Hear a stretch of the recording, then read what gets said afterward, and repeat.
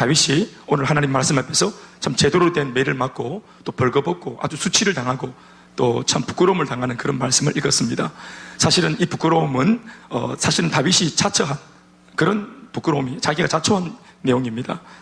왜냐하면 다윗이 죄를 지었기 때문이고요. 그 죄 때문에 여러 많은 좋지 못한 일들이 이제 일어나고 있는 그런 내용을 담았습니다. 공교롭게도 이 이야기가 사무엘하 11장 한 장 전체 1절부터 27절 그러니까 처음부터 끝까지 하나도 버릴 것이 없는 이 모든 전반적인 내용 속에 다윗의 범죄의 어떤 이런 기승전결이 그대로 다 담겨져 있습니다. 마치 이 사무엘하 11장 전체는 다윗의 완전 범죄하려고 죄를 지었던 장, 이렇게 말해도 참 손색이 없을 정도로 죄에 대한 이야기, 다윗의 죄를 아주 적나라하게 얘기하고 있습니다. 이 장이 또 무서운 것은 그냥 다윗이 죄를 지었더라 하고 그냥 죄를 짓게 된 그 결론만 말하는 것이 아니라 죄를 어떻게 짓게 되는지, 사람이 죄를 어떻게 품게 되어서 죄를, 마음에 있는 죄를 바깥으로 옮겨내어서 행하게 되어지는지, 또 한번 저지른 그 죄를 덮기 위해서 또 그 외에 어떠한 거짓말들이 거기에 붙게 되고, 또 그것이 얼마나 심수봉대가 져서 점점점 큰 문제가 되어지고 이게 참 다른 사람에게도 고통을 주는 문제가 되어지는지, 단 한 사람의 그 마음속에 있는 이 죄의 불길을 잡지 못했을 때 이 일이 어디까지 번져나가는지에 대한 말씀을 오늘 묵상하게 되었습니다. 오늘 여러분들에게 제가 드리는 당부는 이 말씀을 들을 때 이거 누가 들어야 되는데, 그 사람이 들어야 되는데 오늘 딱 끌렸다, 거기 듣고 회개해야 될 기다, 이렇게 하는 게 아니고 이 말씀을 나의 말씀으로 들어야 될 줄 믿습니다. 오늘 본문의 기사는 다윗이 저지른 죄의 참상을 아주 신랄하게 보도한 내용으로 가득 차 있습니다. 아까도 말했지만 사무엘하 11장 1절부터 27절 전체가 오직 다윗이 저지른 범죄 하나만으로 가득 차 있습니다. 이것을 두고 우리가 만약 뉴스를 만들고 또 신문을 만들어낸다면 헤드라인을 정해야 되는데, 무슨 다윗의 숨겨진 죄, 다윗의 비리, 또 다윗의 어떤 그런 스캔들 이런 것으로 얘기할 수 있겠습니다. 그래서 뭔가 죄를 지은 다윗에 대한 포커스, 죄를 지은 인물 다윗에 대한 포커스가 맞추어지는 것처럼 보일 수 있으나, 여기 이 11장에서 제일 더 중요한 것은 뭐냐 하면 죄가 얼마나 무서운 것인가 하는 점을 우리가 잘 살펴봐야 합니다. 죄의 파괴성, 죄의 전염성, 거침없이 죄가 한번 딱 생겨가지고 자라나는 이 그림을 우리가 오늘 똑똑히 봐야 합니다. 그리고 이 죄는 다윗 속에서 싹이 튼 것처럼 지금도 우리 안에서도 동일한 이 죄가 똑같이 역사하고 있기 때문에 우리가 오늘 이 말씀을 묵상하는 것은 상당히 중요한 문제가 되는 것입니다. 다윗은 여러분 다 알다시피 사울 왕일 때부터 철저하게 이미 다음 구원투수로 이미 발탁되어진, 감독의 눈에 이미 발탁되어진, 그래서 앞에 왕이 있긴 하지만 이미 그 사람을 허수아비고, 이미 하나님께서는 이제 구원투수로 이제 2대 이스라엘 왕 다윗을 이미 준비하고 있었던, 그래서 오랫동안 준비가 되어졌던 그런 왕이었어요.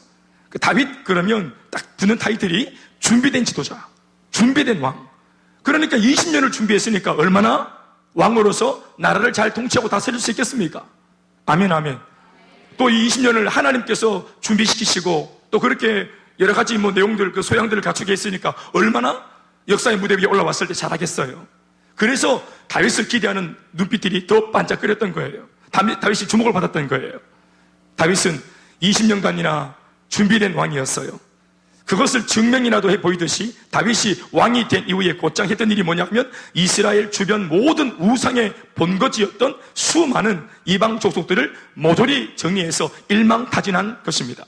그러니까 왕에 올라가자마자 이때까지 우리 집 괴롭히던 이 모든 잡족들을 다 한 방에 다 잠재우는, 그래서 완전히 태평성국을 만들어버리는 이 일에 다윗이 제일 먼저 팔을 걷어붙였습니다. 그만큼 이 다윗이 리더십이 뛰어났고, 또 다윗이 리더로 세워졌을 때 이제 지금이 때다, 야 제대로 된 왕이 세워졌다, 이때가 우리가 진짜 한번 불같이 일어날 때다 하고 12지파도 힘을 실어준 겁니다. 그러니까 정말 좋은 시기입니다. 할렐루야. 범죄와의 전쟁을 선언이라도 하듯 하나님이 기뻐하지 않는 영적인 의미를 볼 때는 여러 가지 죄를 지을 수 있는 유혹과 그리고 죄악의 환경들을 거의 완벽하게 다윗이 정리하고 소탕해 버렸습니다. 할렐루야. 영적인 의미로 이런 정벌과 정복 전쟁을 우리가 해석할 때, 영적인 의미로 볼 때는 다윗의 이방 족속 정복의 의미는 그냥 물리적인 나라와 나라 싸움, 나라가 나라를 집어삼킨 그런 싸움, 이런 것이 아니라 죄의 정복이자 그리고 죄의 정벌입니다. 따라합시다. 죄의 정복, 죄의 정벌.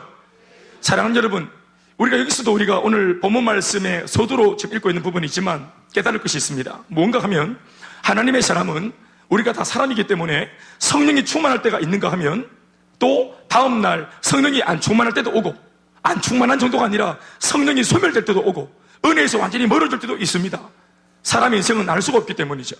그러나 우리가 우리 자신의 이 연약한 형편을 잘 알고 있다면 우리가 어쩌다가 주님께서, 어쩌다가는 아니겠죠, 하나님께서 하나님의 때에 정말 우리를 또 이뻐 보시고 한 번씩 은혜를 또 기가 막히게 주실 때가 있죠. 아멘, 아멘. 은혜를 주셨던 기억이 있으시죠? 그러니까 은혜를 받았을 때, 그래서 영적으로 우리가 깨어났을 때, 영적으로 새 힘이 솟아났을 때, 그때 여러분 우리가 죄를 짓고 자빠질 수 있고 유혹받을 수 있는 환경들을 그때 제거하는 겁니다.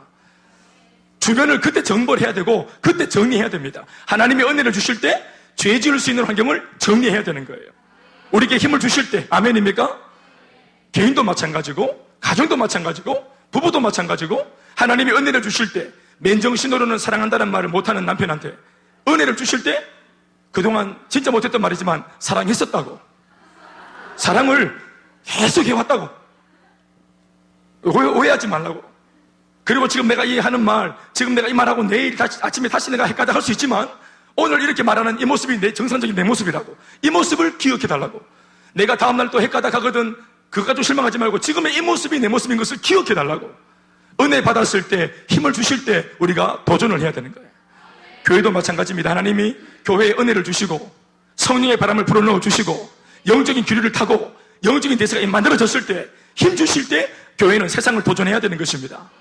그래서 세상에 있는 그런 블레셋, 또 모압, 암몬, 또 수많은 아람, 에돔, 이런 우리가 타락할 수 있고 우리에게 죄를 지을 수 있는, 우리가 약해지면은 바로 우상 들고 찾아올 수 있는 이 좋지 못한 세속의 문화를 힘을 주실 때 정리해야 되는 거예요. 아멘, 아멘. 제가 지금 이거 굉장히 반복하고 있는데, 정리한다는 말이 뭐예요? 우리한테 블레셋 이런 게 뭐예요? 내가 말씀드렸죠? 우리한테는 다윗이 블레셋을 정벌했듯이 우리는 뭘 정벌해야 돼요? 우리는 집에 있는 블레셋 소주, 대동강 맥주, 이런 걸 정리해야 됩니다. 힘 주시고 은혜 주실 때, 오늘 이 밤에 은혜 받고 기도하고 충만해가지고 딱 돌아가면 바로 냉장고 정리하시고 컴퓨터 정리하시고, 청년들아 컴퓨터 정리하시고, 그리고 저 자동차 안에 뽕짝 음악 이런 거, 숨겨놨는 음악 이런 거 정리하시고, 그리고 전화를 걸면 컬러링 정리하시고, 좀 은혜롭게 컬러링. 안 그러면 화장실 물 내려가는 소리 나잖아요. 왜? 그걸 새소리하고 화장실 물 내려가는 소리, 이런 걸 바꾸든지. 그런 음악도 좀 정리하시고. 아멘, 아멘. 예. 셀리돈데 전화 딱 하니까 갑자기 뽕짝이 나고 그러면 안 되겠어요? 안 되지 않겠어요? 아멘, 아멘. 전화로 기도 받으려고 전화 딱 했는데 갑자기 그냥 또 걸그룹이 나오고 이렇게 하면 안 되지 않겠어요? 그게 잘못됐다기보다는 우리의 정서가 말이에요. 할렐루야. 그러니까 힘 주실 때 정리해야 됩니다. 다윗이 그런 면에서 잘한 겁니다. 아멘, 아멘. 그러나 그렇게 영적으로 깨워서 이스라엘을 늘 호시탐탐 노리면서 죄를 짓게 만들고 유혹하고 또 미혹에 빠뜨렸던 이방을 다윗이 멋지게 죄를 정복하듯, 죄를 정벌하듯, 마치 사탄의 나라를 몰아내듯 그들 나라를 다 정벌해버렸습니다. 할렐루야. 그러나 이렇게 영적으로 깨워서 죄를 몰아내기 위해서 외부에 있는 죄, 외부에 있는 유혹들은 다 밀어내고 청소했던 이 위대한 왕 다윗이 정작 자신의 마음속에 있는, 정작 자신의 내면 안에 있는 그 정욕과 죄는 정복하지 못했다는 것이 오늘 말씀의 주제입니다. 산 위의 적은 우리가 소스라치게 놀라가지고 긴장을 하고 싸움을 하려고 드는데, 우리 마음속에 있는 이 죄는 다스리기가 참 어렵지 않습니다. 도둑이 담장을 넘어오면은 우리가 몸서리치면서 그냥 싸움을 못하든 잘하든 몸부림을 치면서 몰아내려고 애를 쓰고 생명 걸고 싸울 텐데, 우리 마음속에 찾아온 인생의 도둑놈은 우리가 너무 관대하게 여길 때가 많습니다. 오히려 죄에 정복돼 버린 다윗의 이 모습, 이 다윗은 자신의 내면만 사실은 내어준 것이 아니고, 죄에게 내어준 것이 아니고, 이 죄를 허용하는 바람에 한 여인의 몸과 인생도 망쳐버리게 되었고 또 거기까지 발전을 했고 또 이 죄를 감추기 위해서 몸부림치다가 심지어 그 여인의 남편까지도 살해하는 지경에 이르게 되었습니다. 심지어 더 나아가서 멀쩡했던 한 가정을 쑥대밭으로 만들어버렸습니다. 일국의 왕이고 게다가 이 사람의 이름이 다윗이라 할 때 이 다윗의 모습 속에서 우리가 이러한 범죄 행각들을 도저히 같이 매칭시킬 수가 없는, 어울리지가 않는, 어제 막 죄를 정벌하면서 막 목숨 걸고 전쟁하던 그 다윗의 그 용맹한 모습, 의로운 모습이 전혀 보이지 않는, 마치 두 사람인 것처럼 보이는 이 두 사람의 모습이 한 사람의 모습이에요.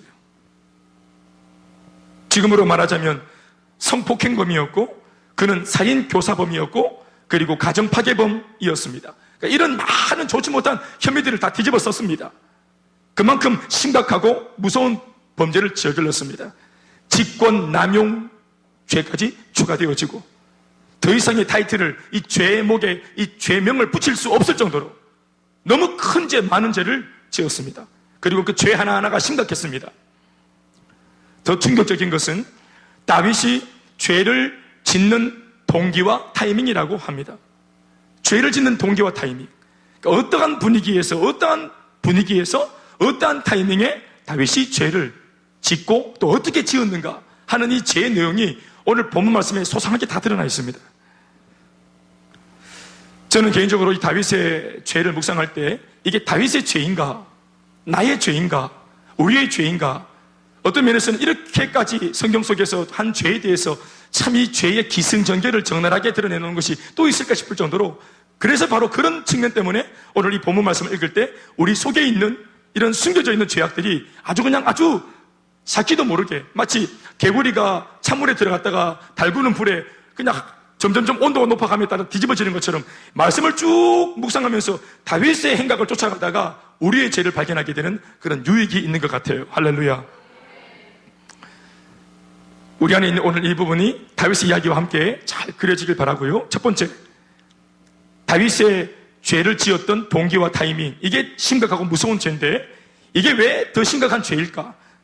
첫 번째는 밧세바라고 하는 이 여인, 남편이 있는 이 부인, 이 밧세바를 성폭행을 했는데 이 다윗이 성폭행을 할 당시에 바로 그 죄를 지었던 타이밍이에요. 사무엘하 11장 오늘 본문 1절에서 4절 말씀을 보시겠습니다. 우리 한 목소리로 같이 이 부분을 읽어보시겠습니다. 소리 내어서 시작. 왕들이 출전할 때가 되면 다윗이 요압과 그에게 있는 그의 부하들과 온 이스라엘 군대를 보내니 그들이 암몬 자손을 멸하고 라빠를 에워쌌고, 자, 부하들을 보냈는데 부하들이 암몬 자손과의 전쟁을 했던 모양이에요. 앞서 블레셋, 모압, 에돔, 아람 이런 나라들은 다윗이 앞장서가지고 진두지휘하면서 승리로 이끌었어요. 그런데 이제 이 다음 몇 차례 그 전쟁이 반복되어지는 과정 속에서 이제 좀 이 후반부로 가면서 다윗이 약간은 마음이 해이해진 겁니다. 그래서 자기가 직접 칼을 들고 선봉에 서지 않고 군대 장관 요압을 앞장 세우고 많은 군대를 거기에 붙여가지고 전쟁을 출전시켜서 보낸 거예요. 그리고 또 하나님 은혜 주셔가지고 다윗이 없는 중에도 제법 전쟁이 잘 치러져가지고 거의 암몬을 에워쌌어요. 바로 그러니까 전쟁이 완전히 끝나기 바로 직전인 것입니다.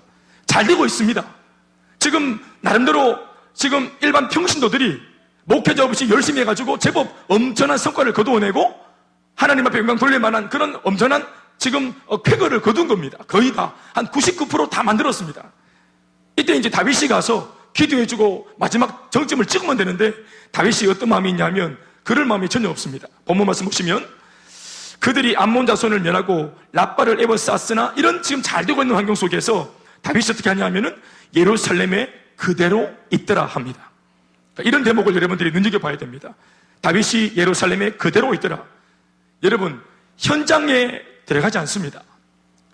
이전에는 현장 사령관이었습니다. 야전 사령관이었습니다. 야전 사령관이었기 때문에 어떤 면에서는 백성들에게 획득된 권위를 가진 겁니다. 저 사람은 왕답다. 왕이면서도 정말 용맹하게 우리 평신도들처럼 팔 걷어붙이고 강해만 하는 사람이 아니라 현장을 뛰어다니고 땀 흘리고 자기 에너지를 소진시키는 사람이다. 야, 정말 이번에 우리가 만난 왕은 정말 대단한 왕이다. 정말 좋은 왕이다. 현장에서 사람들로부터 권위를 얻은 거예요. 인정을 받고. 할렐루야. 그것 때문에 사람들이 다윗을 따라주고 또 지금의 다윗이 된 거예요. 그런데 이러한 일들이 반복되어지면서 이제 이 현장 속에 발을 점점점 빼는 이 다윗의 모습을 보게 되는 것입니다. 문제가 바로 여기서부터 시작되어지는 겁니다.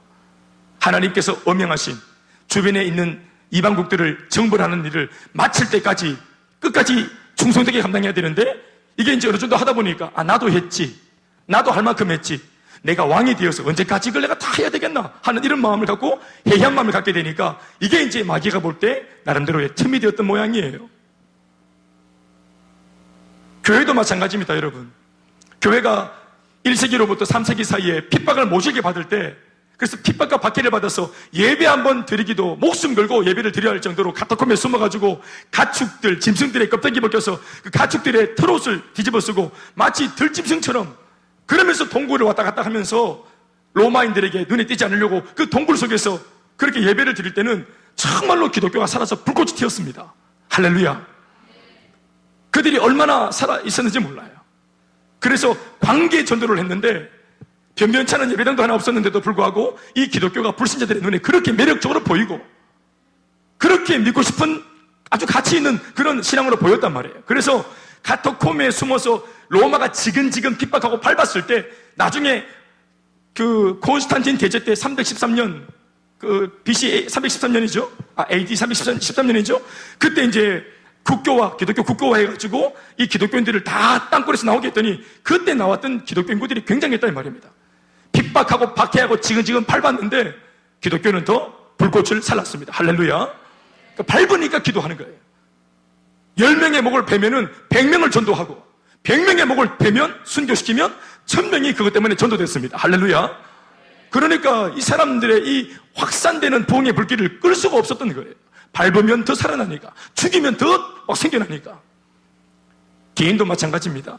우리가 예수 믿고 처음에 발등에 불 떨어지고 힘겹고 예배하면 드리기도 힘겹고 집에서 막 욕을 먹고 나오게 되고 갈등하고 이럴 때는 정말 신앙의 야생이 살아서 기도합니다. 기도에도 여러분 불꽃이 살아있고 그냥 막 살색하고 막 그냥 묵상하다가 잡을고 막 머리 헤딩하고 이런 게 아니고 입에 막 불이 나오는 용가리 기도가 나오는 용가리 기도가. 왜냐하면 은혜 받으면 살고 은혜 받으면 이게 죽음과 같기 때문에 지옥 같은 삶이 있기 때문에 이번에 예배 드릴 때 반드시 은혜를 받아야만 되는 거예요. 아멘 아멘. 은혜를 주시면 받고가 아니고 은혜를 받고야 말리라.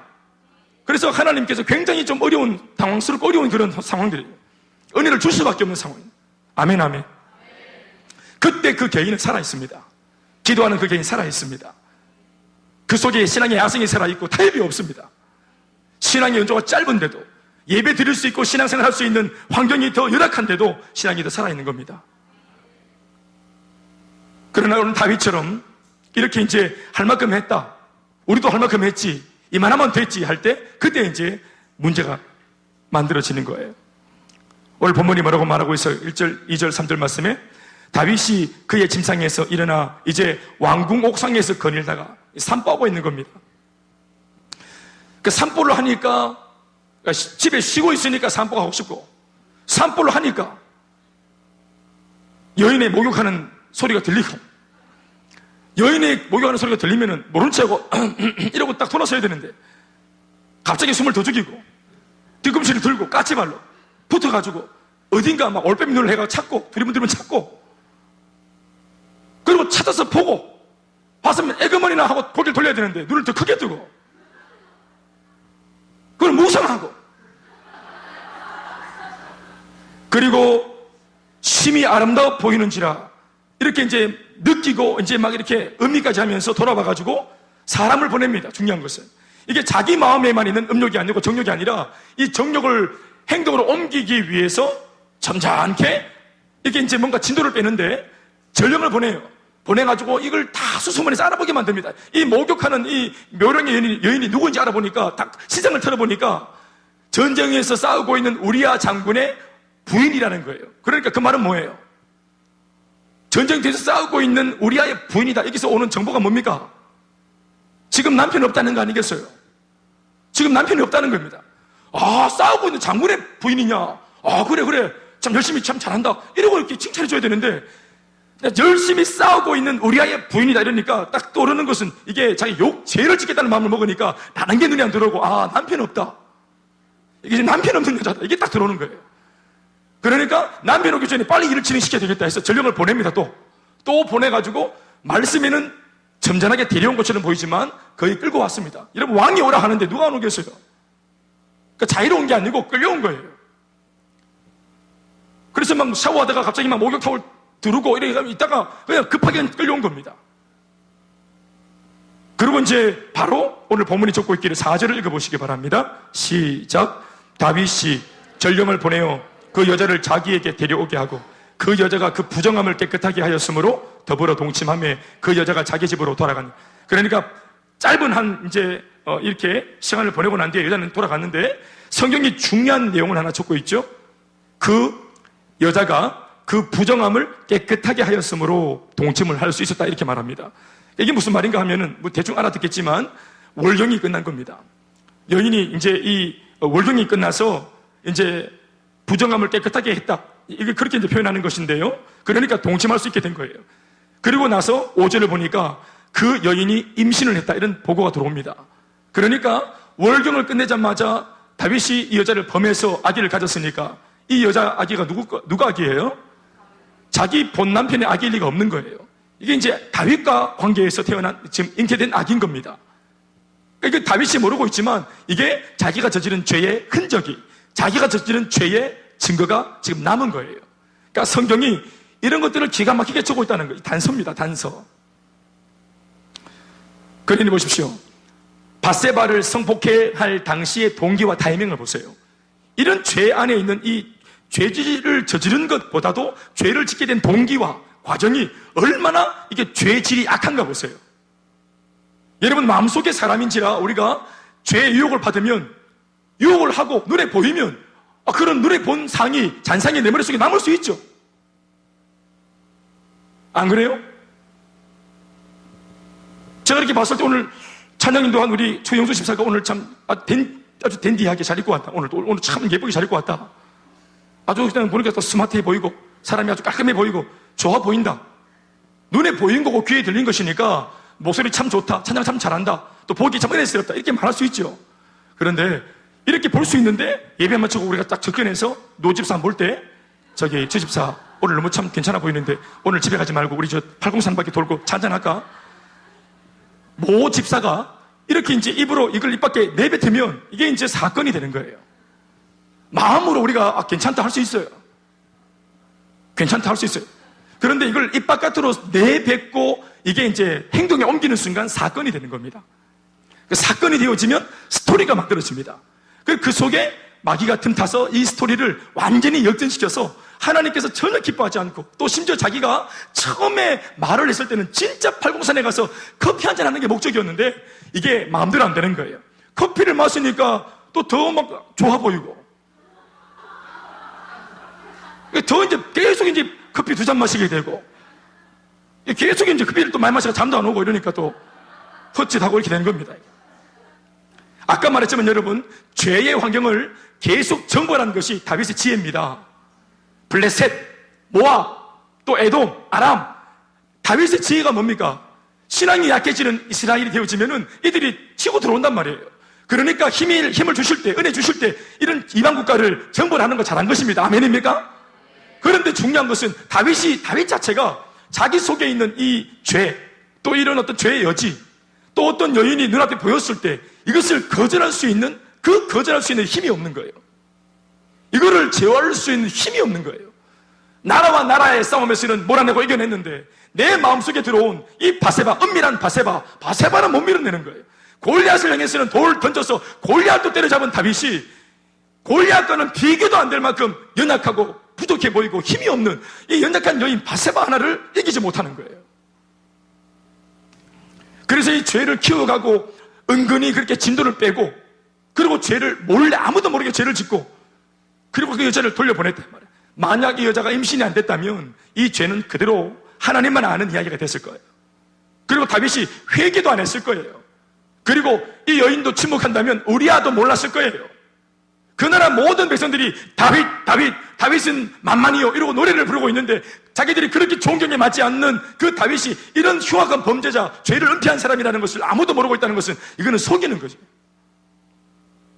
그래서 이 죄를 짓겠다고 마음을 먹는 순간 제 생각에는 이 다윗이 이 여자를 성폭행에서 죄를 짓고 행동에 옮기려고 할 찰나 이미 하나님께서는 죄의 여지와 죄의 이 증거가 남게 의도적으로 하나님 하신 겁니다.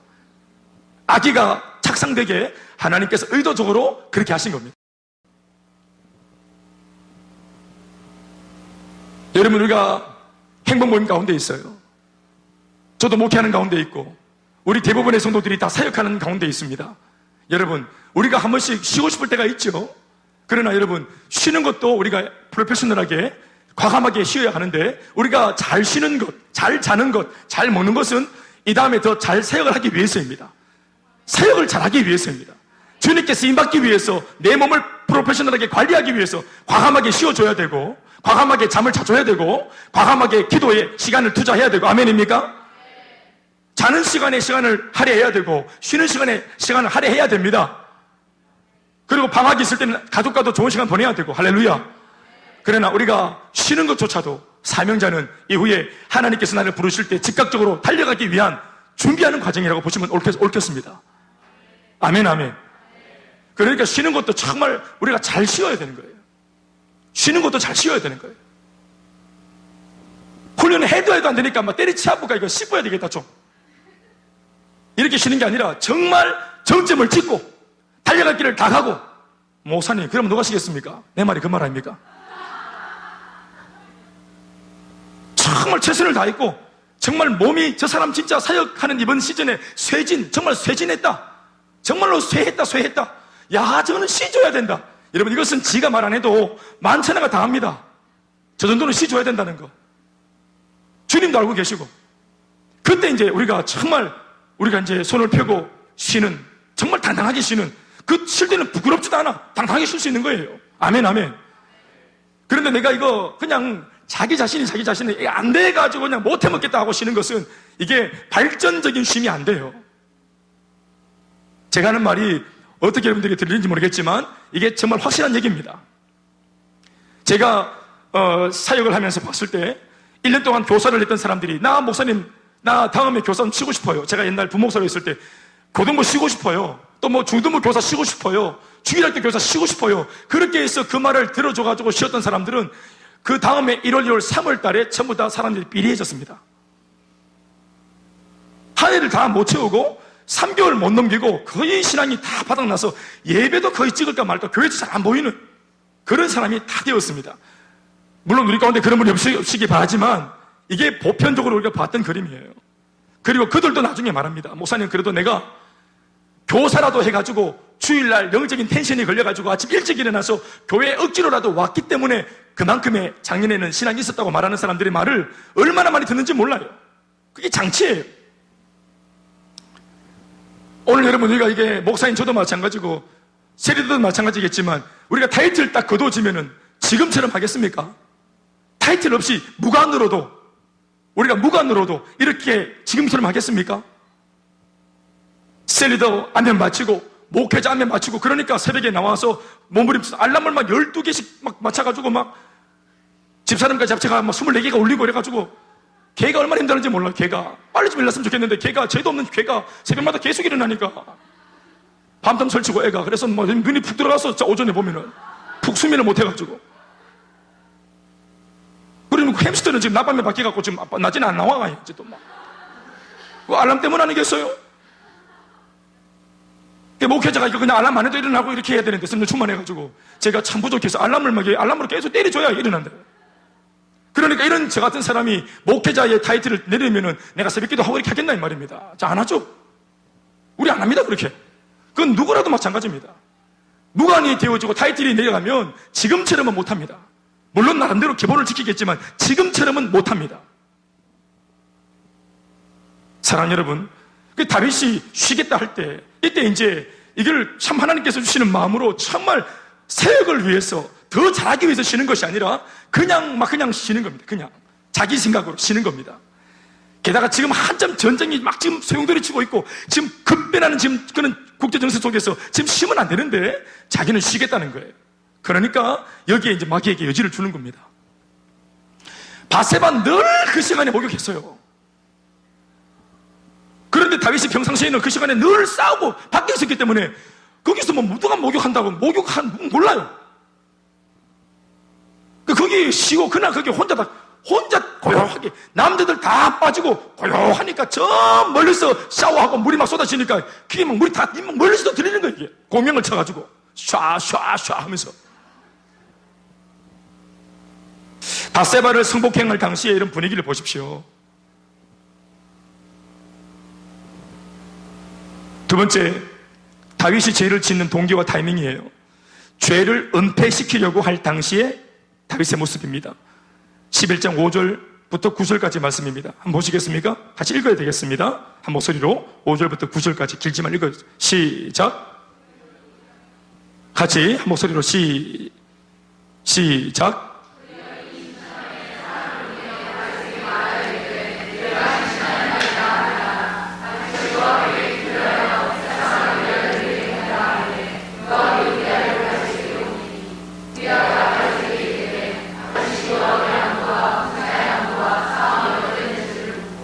그가 또 우리아에게 이르되 네 집으로 내려가서 발을 씻으라 하니 우리아가 왕궁에서 나가매 왕의 음식물이 뒤따라가니라. 그러나 우리아는 집으로 내려가지 아니하고 왕궁 문에서 그의 주의 모든 부하들과 더불어 잔지라. 다시 아멘 합시다. 여러분, 임신했다는 말을 한 겁니다. 밧세바가 왕이셔서 임신했습니다. 큰일 났습니다. 그 밧세바도 참 웃기는 여자입니다, 이게. 하여튼 그래서 이제 큰일 났다고 이제 이렇게 통보를 하니까, 전가를 보내니까 다윗이 하는 말이 이게 이제 큰일 났다 하고 이제 증거가 생겼다 하고 딱 이렇게 흔적이 남았다 하고 딱 말을 하니까 이게 이제 그때 이제 부끄러움을 가지고 하나님께 엎드려서 회개를 해야 되는데, 이게 임신 소식이 메시지입니다. 네 죄가 만천하에 드러날 수 있다. 이게 메시지거든요. 이거 이제 사람들 앞에 다 이제 10달 되면은, 10달이 아니라 이제 벌써 뭐 배가 불러오면 다 들키게 됐다. 무엇보다 이 집에 남자가 안다. 남편이 알게 된다. 이게 다른 사람들이 알게 된다. 네가 골방에서 은밀하게 한 지었던 죄, 이게 이제 만천하에 공개될 수 있는 지금 어떤 메시지가 지금 들어올 때 이게 하나님 주신 메시지인지 알고 바로 엎드려야 되는데, 다윗이 하나님이라고 말하지 않고 말하는 게 뭐냐 하면 우리야. 임신했어? 우리야. 자신이 꺼내는 히든카드가 뭐냐면 우리야입니다. 남편하고 동침하게 만들어야 되겠다. 그래서 남편의 악인 것처럼 내가 이걸 덮어야 되겠다. 그래서 전쟁터에서 한참 좀 생명을 걸고 전쟁을 하고 있는 우리야, 지금 바쁘고 지금 막 생명 걸고 달려가는데 그 바쁜 우리야를 막 대평스럽게 이 다윗이 불러냅니다. 또 왕의 명령이니까 우리야가 바로 그냥 또 달려왔습니다. 그 왕이시오, 내게 하실 말씀이 있습니까?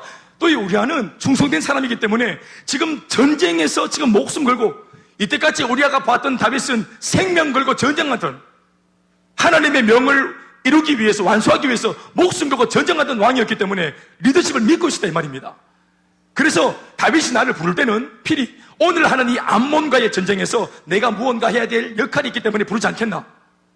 그러니까 굉장히 충성된 사람인 겁니다. 심지어 제 생각으로는요, 이 우리아가 다윗에게 왔을 때 다윗이 내가 생각해 봤는데 이 작전상 지금 마지막 돌파할 수 있는 그런 어떤 마지막에 어떤 그런 이거 활용 정점이 필요하다.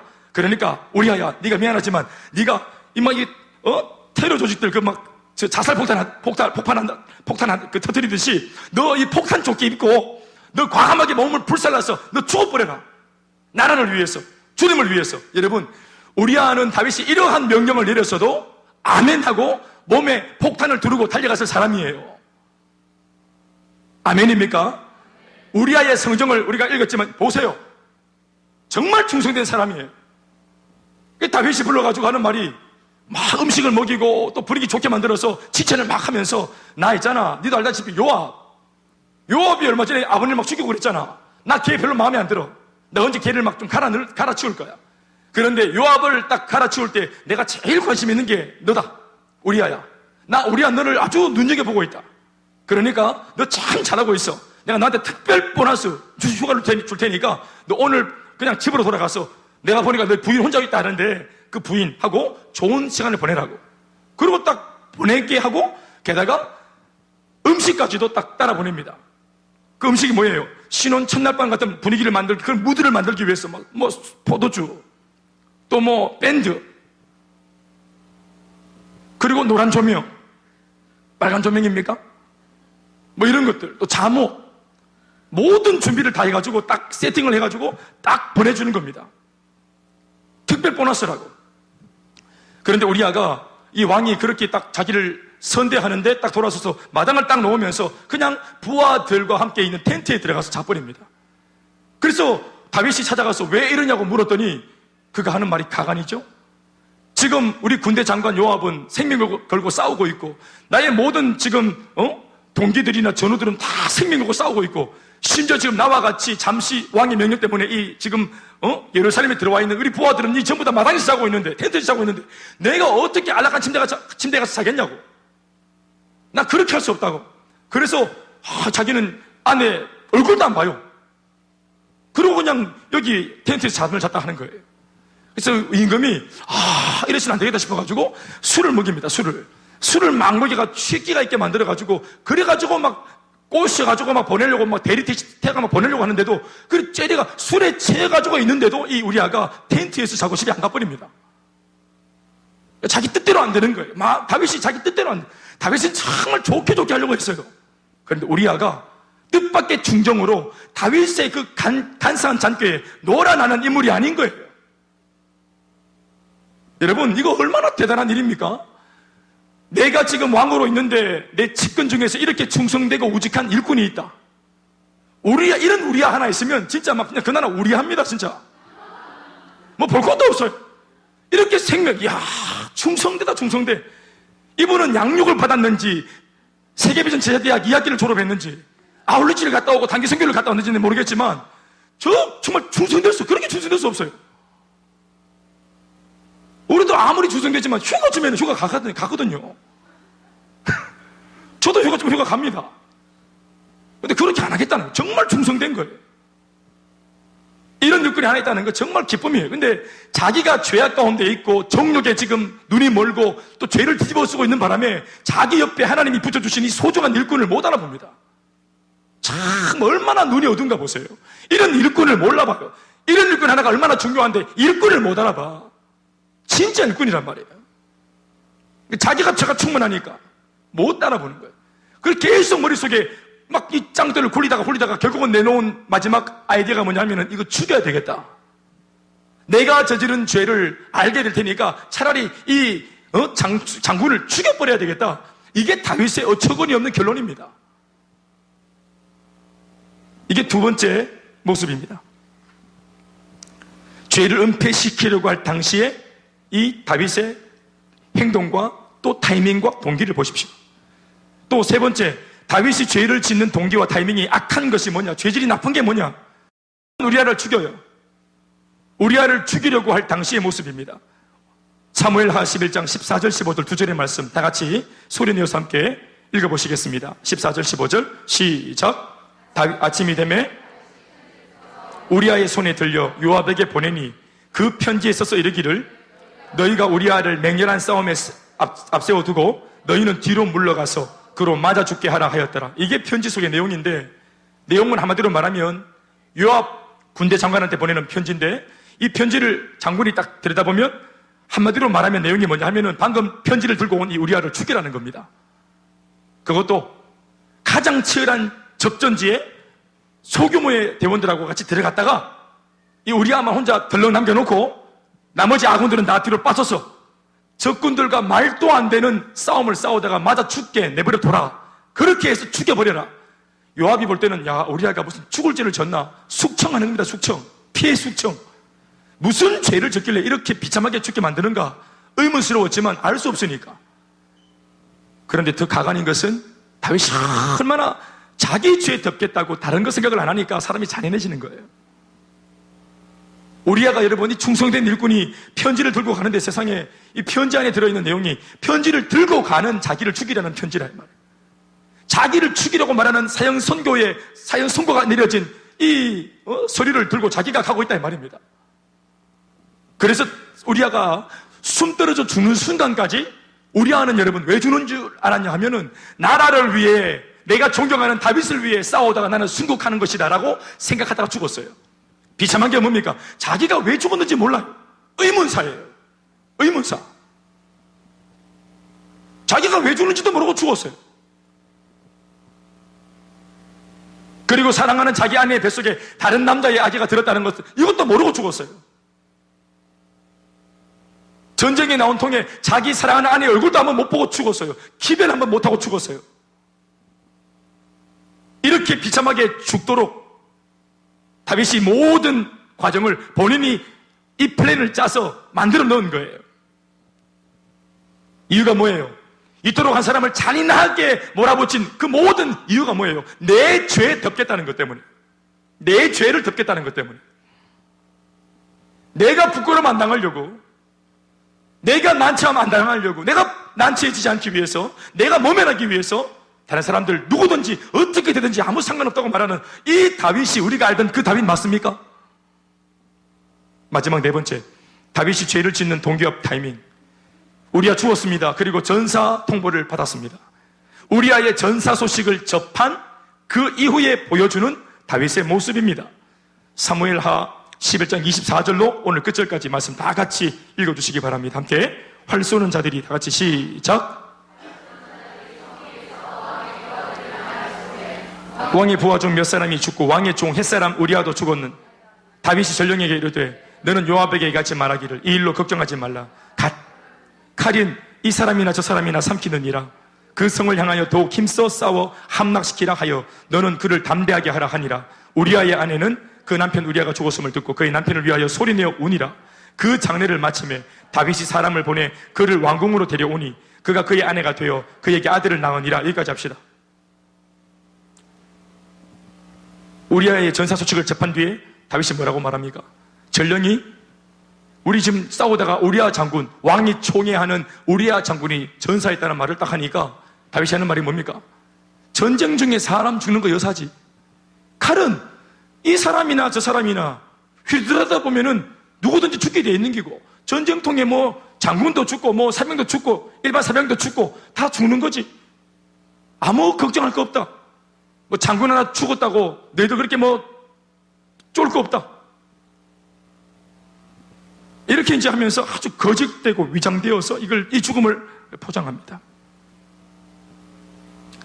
자신의 나라와 자신을 위해서 싸우다가 죽은 이 순국한 이 충정의 장군을 놓고 마음 아파할 줄 모르고 애달파할 줄 모르고 이렇게 자기를 합리화하기 위해서 자기 감정도 속이고 오히려 우리아의 전사 소식을 들었을 때 옳다구나, 참 좋다, 잘 됐다, 드디어 내 뜻대로 되었다, 이런 마음을 가진 거예요. 여러분, 이러한 과정 속에서 진짜로 더 비참한 건 뭔지 아세요? 요압이 뭔가 냄새를 맡은 겁니다. 요압이 전쟁터에 있는 요압이지만 이 머리가 비상해서 지금 어떤 대충 그림이 그려지고 있는지 요압이 아는 거예요. 그래서 우리아의 전사 소식과 이번에 이 모의 작은 전투에서 우리가 져버린 것에 대해서 패배한 보고를 올리는데, 전령이 패배한 보고를 올릴 때 만약 왕이 화를 내면 왜 그렇게 어리석게 무모하게 들어갔다가 당했냐고 화를 내면은 이 요압이 전령한테 말하기를, 왕한테 뭐라고 말하라 합니까? 암호를 주죠? 우리아도 죽었습니다. 야! 왜 그렇게 했어? 왜 행복범이 그렇게 했어? 왜 셀세가 그렇게 해서 다 말아먹었어? 막 이렇게 하면서 막 역정을 내면 우리아도 죽었습니다. 이번에 이 행복모임 사건 때문에 전도가 물론 안 됐지만 막 전도하다가 낙심한 신경아가 교회를 떠났습니다.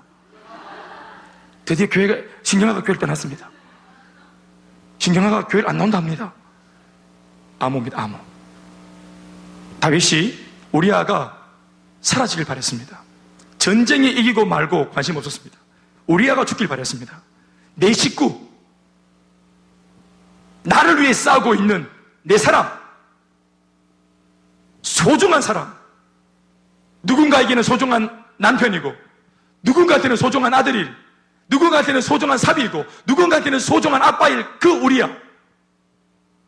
그 우리아도 이 땅에 태어났을 때 하나님의 존귀한 하나님의 형상을 가지고 축복받기 위해 태어난 인물이란 말이에요. 인생이란 말이에요. 행복할 권리가 있고 하나님 앞에서 축복받고 쓰임받을 권리가 있는 사람. 아멘입니까? 그것도 나름대로 꿈이 있고 나름대로의 인생의 계획이 있는 사람, 자신의 가정을 향해서 꿈이 있었던 사람.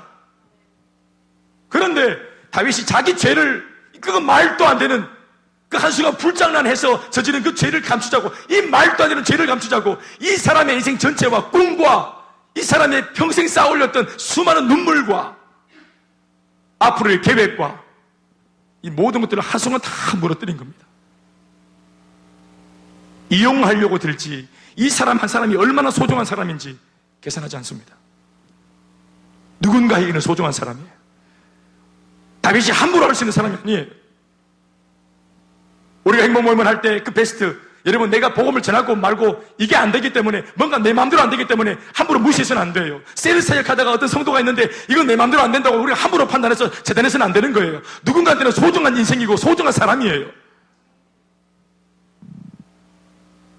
누군가한테는 눈에 넣어도 안 아픈 내 새끼라고 그렇게 일컬음 받는 소중한 사람이에요.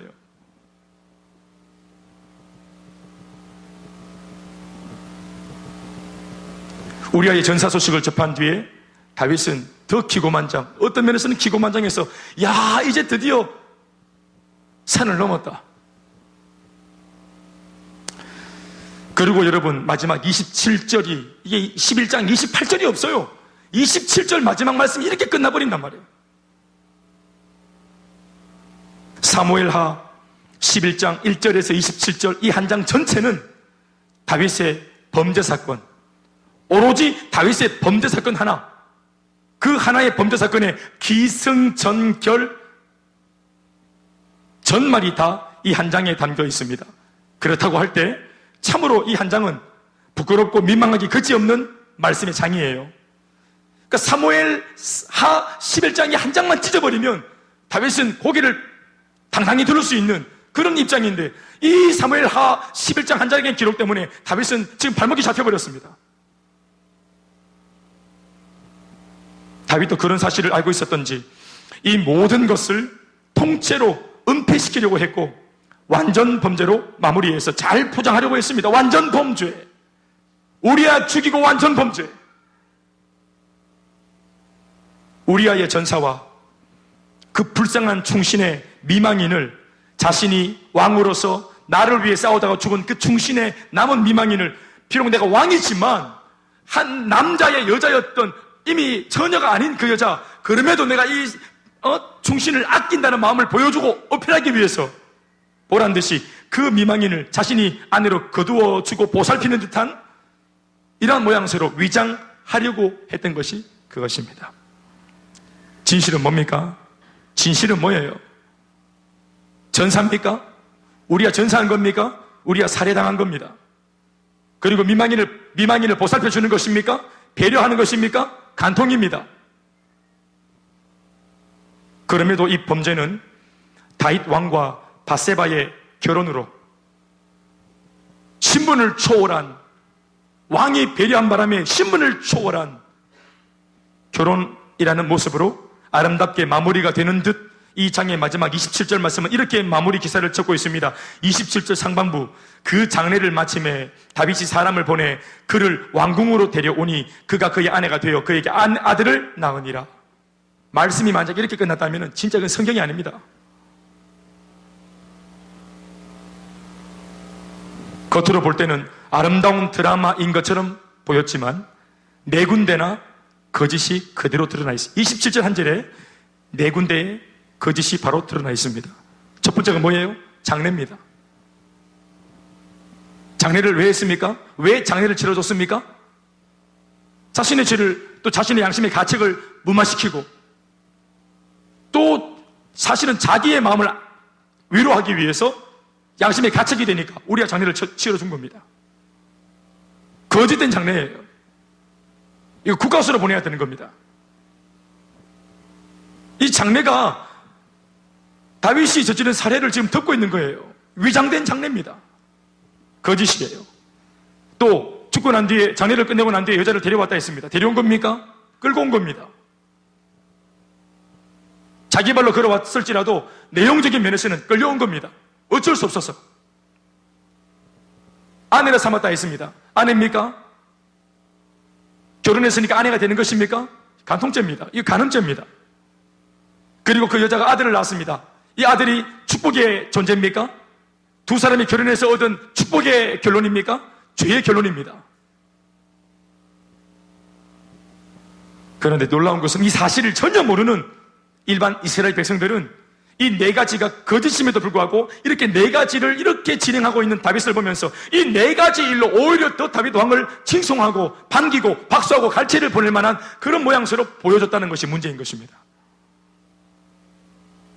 아무도 모릅니다. 그런데 정말 이 사무엘하 11장 정말 읽어 내려가기가 민망할 정도로 정말 고통스러운 말씀임에도 불구하고 이 말씀의 백미는 27절 거의 끝나가는 마지막 중반부, 마지막 절 중반부부터 하반절에 있는 말씀의 기록입니다. 다윗이 행한 그 일이 여호와 보시기에 악하였더라. 다 같이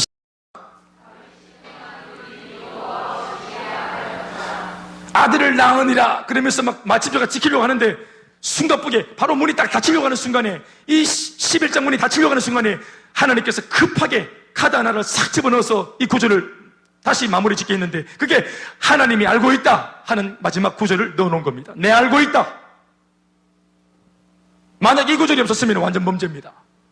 그런데 중요한 것은 사람도 모르고 누구도 아무도 모르는데 그래서 완전 범죄인데 하나님께서 마지막 구절을 딱 집어넣으면서 내가 알고 있다 하고 이 말씀의 문이 딱 닫혔습니다. 이게 여러분 다윗이 다시 회복할 수 있는 이게 기회입니다.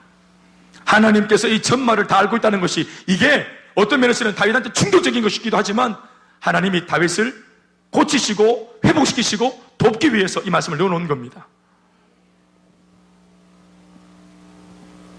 오늘 우리 인생에도 사무엘하 11장 1절부터 27절까지의 이 기승전결의 죄의 전말이 우리 가운데도 쓰여지고 있지 않습니까? 이때까지 우리가 저질렀던 그 죄악 가운데 남편도 모르고 아내도 모르고 부모도 모르고 자식도 모르는 나만이 알고 있는 그래서 이미 과거에 묻혀진 그 완전 범죄로 완전 범죄가 되어져서 과거에 이미 지나간 일들이 얼마나 많습니까? 그러나 여러분 알 것은 아무도 몰라도 그 모든 것들 주님이 다 알고 계십니다. 여호와 보시기에 악을 행하였더라. 그게 악하다는 것을 그 로맨스가 아닙니다. 그 하나님께서 죄라는 것을 반드시 알고 계십니다. 왜 이렇게 할까요? 이 문제는 회개해야만 되는 겁니다. 신문지 덮어놓듯이 그냥 지나갈 수 없고 시간 얘기를 준다? 아닙니다, 여러분. 영적 세계는 요령이 없다 했습니다. 나는 하나님께서 이렇게 죄를 범한 다윗일지라도 사랑한다는 것을 알고 있습니다. 하나님 다윗을 사랑하세요. 사랑하는 내 아들인데 죄를 지었어요. 그래서 죄 지었으니까 버려보자가 아니고 사랑하는 내 아들이 죄를 지었기 때문에 어떻게 하든지 회복시키려고 하는 거예요. 그게 중요한 문제입니다.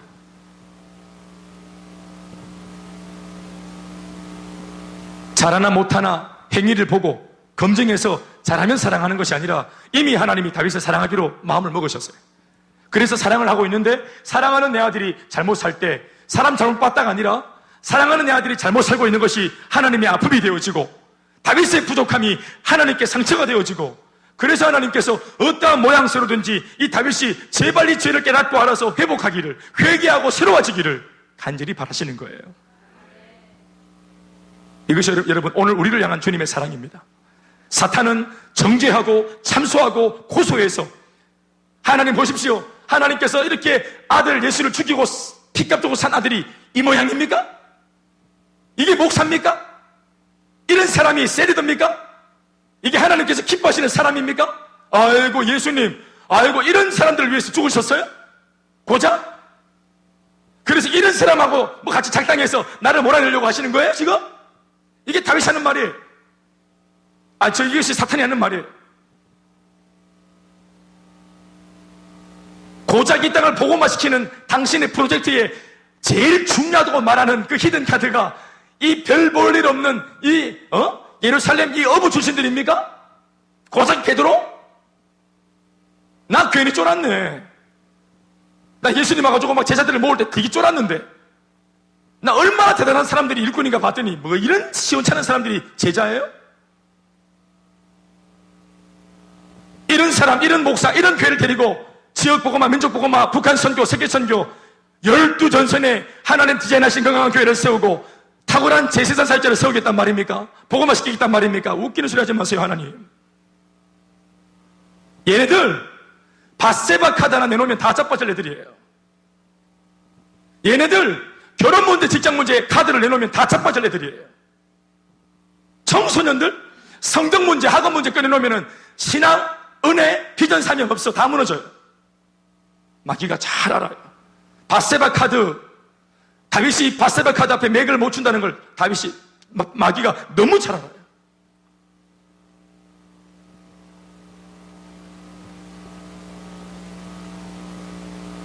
그래서 하나님 어떤 마음을 가지실까요? 마귀야, 네 말이 옳다. 내가 사람 잘못 봤네. 그런 말이면은 복음이 아니죠. 우리가 약할 때 곧 강함이라. 실수하고 실패하는 것은 우리들이지 하나님은 실패하지 않습니다. 하나님은 실패하지 않습니다. 하나님은 실수하지 않습니다. 하나님의 부르심에는 후회함이 없다고 했습니다. 우리를 부르시는 부르심에 후회가 없습니다. 불러보고 나니까 알고 보니 뒤늦게 보니 부족하다. 하나님은 그 부족함에 실망하지 않고 오히려 그 부족함을 성령으로 채워주시고 말씀으로 채워주시고 우리의 부족함과 나름대로의 한계를 돌파할 수 있도록 믿음을 주십니다. 이밤 우리가 해야 될 것은 부족함을 인정하고 내 안에 수많은 잘못된 그런 어떤 행위나 마음가짐이나 어떤 면에서는 마음에는 품었던 이 죄를 표현한 것도 있고 아직까지 표현하지 않고 마음으로만 가지고 있는 죄도 있을 텐데 이 모든 죄악들이 오늘 다윗을 통해 오늘 다윗이 대신 매를 맞은 거예요. 우리 대신. 그러니 우리가 오늘 이 다윗의 모습을 보면서 우리는 이렇게까지는 죄가 진도가 안 나가도록 초창기에 이 사명에서 멀어지려고 할 때부터 전쟁에 가담하지 않으려고 요령을 부릴 때부터로 우리는 돌아가서 이 부분을 우리가 묵상하며 회개하며 돌이키면 우리는 이 죄에서 멀어질 수 있어요. 아멘입니까? 그리고 혹시라도 이 선을 넘어서 죄가 조금 진도가 나갔다면 거기서 회개하면 돼요. 어떤 사람은 다른 사람보다 진도가 더 나갔다 할지라도 미쁘시고 의로우신 주님 앞에서 자백하면, 죄를 자백하면 얼마든지 우리 불의를 깨끗하게 하시고 죄를 용서하신다고 말씀하시고 약속 주시는 주님 앞에 이것을 아뢰고 자백해서 새로워져야만 돼요.